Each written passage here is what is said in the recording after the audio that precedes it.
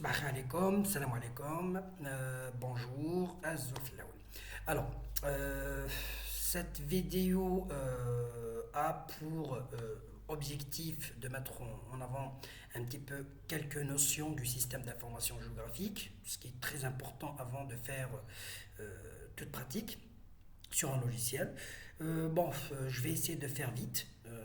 Les notions, on les trouve un peu partout sur le net, il est très important de mettre en exergue ces concepts-là liés à ce domaine de ce qui est le système d'information géographique. Donc, pour aller un petit peu vite, qu'est-ce que c'est qu'un système d'information géographique? C'est un domaine qui, qui est composé de plusieurs composantes et qui a pour objectif d'analyser, de traiter, de modifier, de mettre à jour, de quantifier, d'étudier, tout ça, ce qu'on appelle l'information géographique.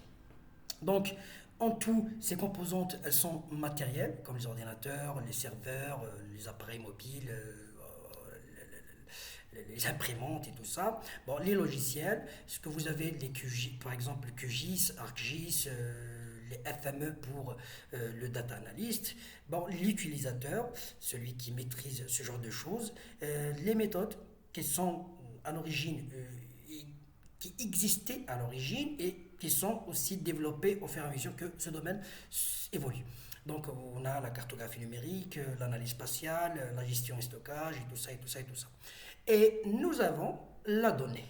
Bon, ici la donnée, c'est ce qu'on appelle l'information géographique. Maintenant, il y a pas mal de personnes qui font la confusion entre la donnée spatiale, géospatiale et l'information géographique. Bon, l'information géographique, qu'est-ce que c'est? C'est tout ce qui se trouve sur Terre. Du moment qu'on peut l'analyser, on peut la traiter, on peut la quantifier, la qualifier. Donc, dans un système d'information géographique, on peut l'appeler information géographique, on peut l'appeler aussi une donnée. Bon, c'est un nom qui est beaucoup plus large. Mais ce qui est important en fait, le plus important dans cette donnée, c'est qu'elle doit être géoréférencée. Ça veut dire localisée. Ça veut dire qu'on connaît la position en X, en Y, ou longitude et latitude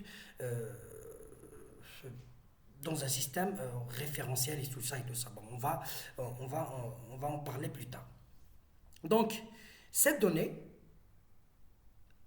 elle a deux composantes. Ou cette information, elle a deux composantes.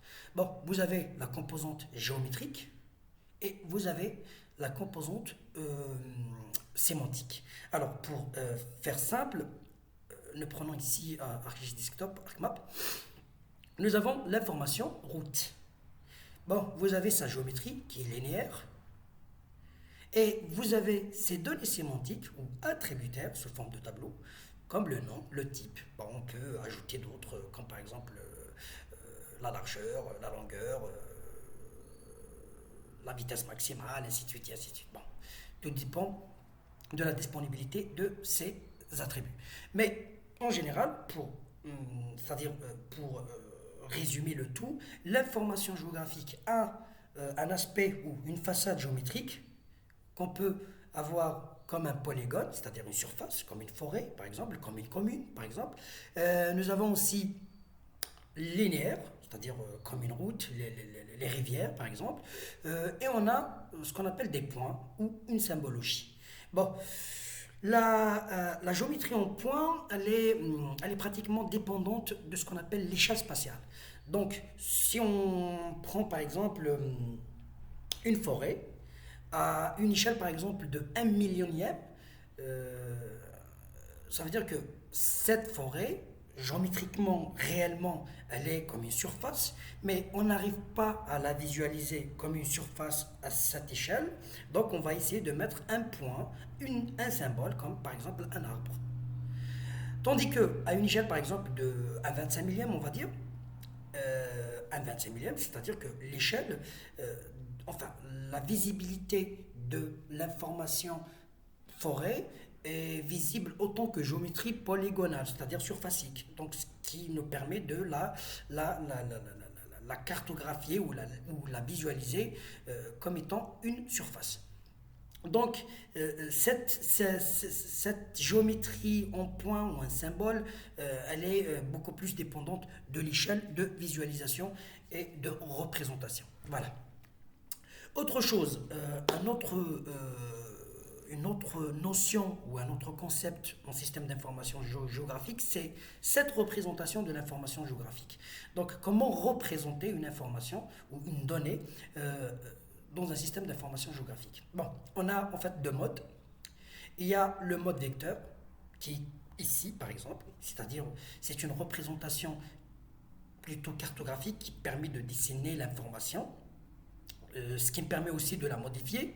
Un exemple, on va dire que cette route, elle date, on va dire, de 2020. Puis en 2024, cette route, elle a pris par exemple un chemin comme ça. Donc, pour mettre à jour, pour modifier cette information, je vais utiliser ce mode qui me permet en fait de redessiner, de mettre à jour l'information qui est route en suivant le chemin ou le nouveau chemin de cette route.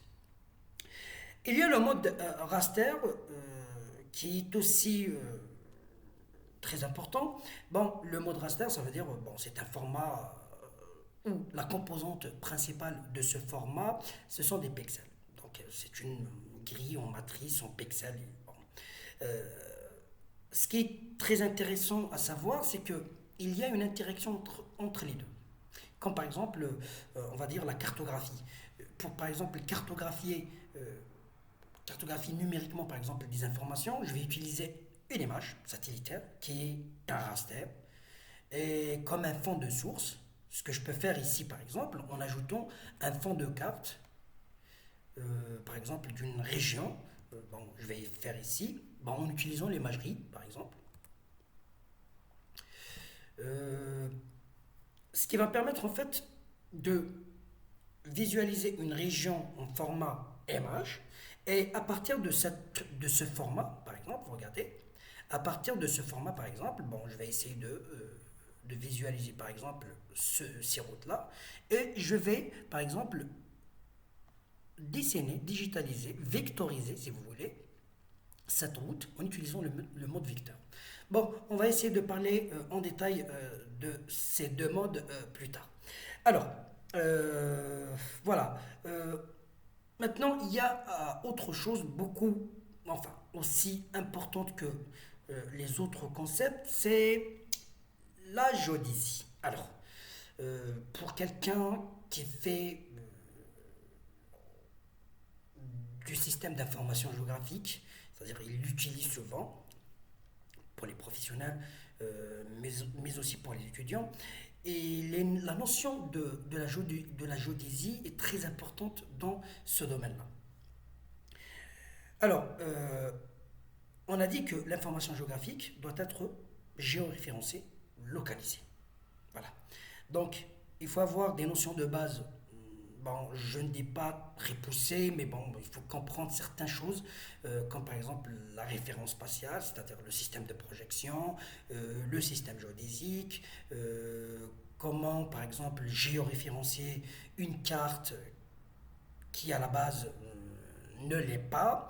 Pas par exemple ici, cette imagerie qui est référencée selon le système de référence WGS 1984. C'est un système géodésique avec des coordonnées géographiques. Alors, on va essayer de faire une petite pratique à base de ça. On va essayer de géoréférencier une carte ou deux cartes, pour mettre un petit peu l'ensemble des systèmes qu'on peut utiliser beaucoup plus en Algérie. Voilà.